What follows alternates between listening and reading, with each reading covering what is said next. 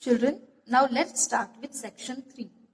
Lesson number 6, The Happy Prince, page number 66, section 3.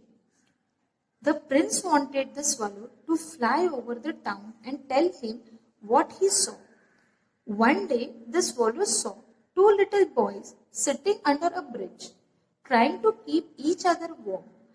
Along came a policeman and told them to go home. He did not know that they had no home to go to. They just got up and went out hand in hand into the rain. When he heard this, the prince was very sad. I have no chains left, he said, but my clothes are made of gold. You must peck off a bit and give it to those poor children.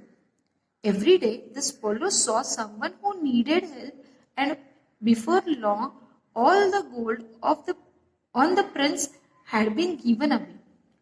He stood on top of his pillar, looking dull and grey. But the faces of the poor children were no longer white. Their cheeks were red, and their thin arms and legs grew nice and round. They no longer had to beg for bread. Then the snow came. The poor little swallow got colder and colder, but he would not leave the prince. At last, he knew that his end had come. Goodbye, dear prince, he whispered as he fell at the statue's feet. Goodbye, replied the prince, and something broke inside him. It was his heart. The next day, the mayor and the town councillors passed by the pillar and looked up at the statue.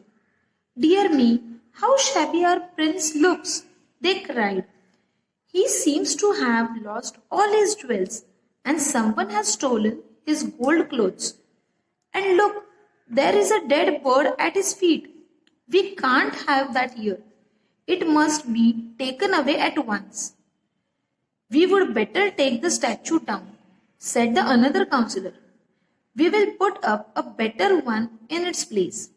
Who shall we put this time? Mine, of course, said the mayor. They took down the prince's statue and melted the lead to make the new one. But the workmen found a broken heart inside that would not melt. So they threw it on the dust heap where the little dead swallow was lying. That night God had told his angels, bring me the two most precious things in this town.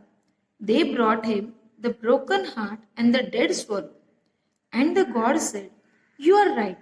This little bird shall always sing in my garden of paradise, and the happy prince shall praise my name forever. Children, I hope you all have read this story along with me. Please read this story again.